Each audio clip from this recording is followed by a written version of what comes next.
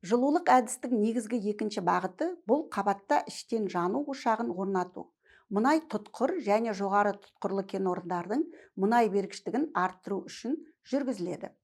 Қабат ішіндегі жану процесі 1967 жылдан бастап енгізілген.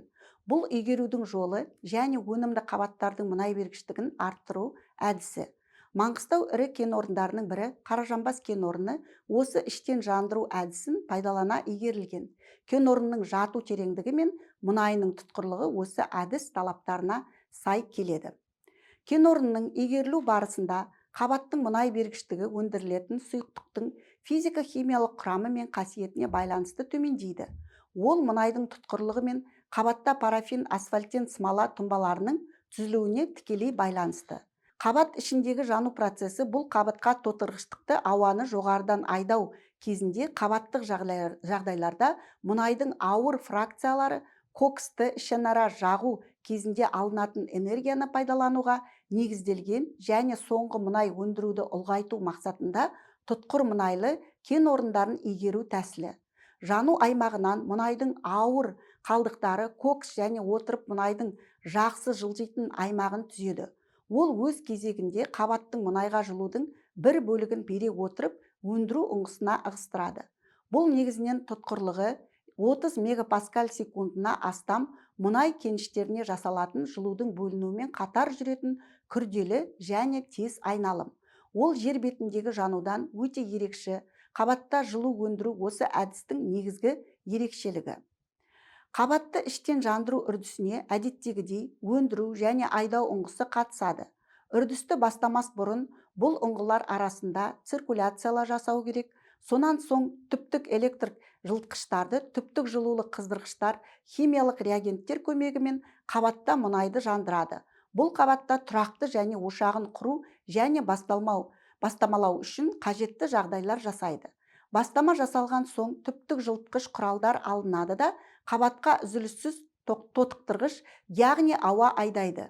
Температураның 260 градус Цельсия шамасында мұнай құрамындағы кейбір көмірсутектер жайнады және су мен көкіс тәрізді қалдық түзеді.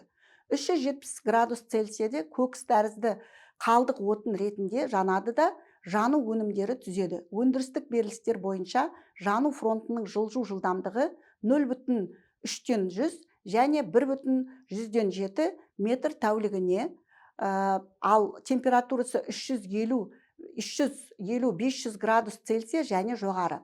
Жану ошағы үшін кеуекті қабаттағы мұнай сапасына қарамастан қабатқа газ ауа қоспасын айдағанда ғана пайда болады және қоспадағы ауа көлемі газ бен кокс қалдығын жағуға толық жеткілікті болу керек. Сызба бойынша қабатқа бірінші айдау ұңғысынан ауа айдалып, екінші өндіру ұңғысынан жану үрдісінің өнімдері шығады. Мұнда 3-4-5 сызықтармен мұнай, су қанығу және температура таралуы берілген, сәйкесінше 6 жоғары температура аймағы, 7 көмірсутекті газдардың жоғары концентрациясы аумағы. Әр зона ерекшеліктері кезек бойынша берілген. Бірінші зонада жану ағымы өткеннен кейін, екінші зонада максималды температурасы 300-5000 градус болады. 3-4 зоналарында мұнай ыдырау, яғни булану және конденсациялау жүреді. 5-6 су мұнай қанығу зоналары, 7 алғашқы күйде қалатын мұнайдың тұтқырлығы төмен зона. Қабатты іштен жандыруды негізі екі нұсқаға бөледі: тура және кері ағынды. Тура немесе тіке ағынды қабат ішілік жану бұл қабатқа жылу әсер ету процесі. Онда тотықтырғыштың сүзілу және жану фронтының таралуы мұнайды ығыстыру бағытында, яғни айдау ұңғымасынан өндіруші ұңғыға қарай бағытталады. Жану фронтының қозғалыс жылдамдығы жанған мұнайдың түрімен, көлемімен және ауа айдау жылдамдығымен реттеледі. Егер өндіруші ұңғыманың түп маңы аймағының температурасын арттырса және жану ошағы оның маңында пайда болса, онда жану фронты айдау ұңғымасына, яғни мұнайды ығыстыру бағытына қарама-қарсы бағытта таралады. Мұндай үрдіс қарсы ағынды жану деп аталады. Ол әдетте жанудың тура ағынды процесін жүзеге асыру мүмкін болмаған жағдайда ғана пайдаланылады. Мысалы, жылжымайтын мұнай немесе битум бар кеніштерде. Қабат ішінен жану құрғақ және ылғалды, өте ылғалды жану болып екіге бөлінеді. Құрғақ жануда қабатқа ешбір су буынсыз таза ауа айдалады. Ал ылғалды жандыруда 1 метр куб ауа көлеміне 1 литр су, жоғары ылғалды жандыруда 5 литрге дейін су қосылады.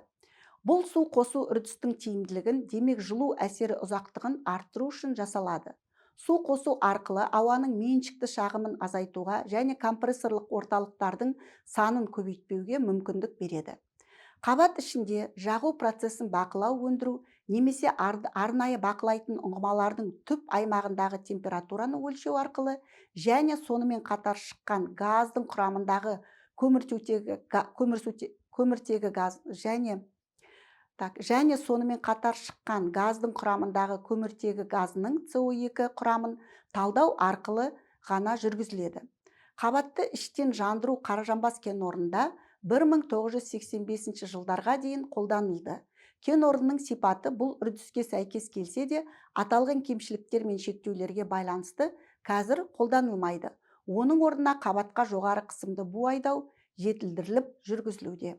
Назарларыңызға рахмет. Келесі дәріске өтеміз.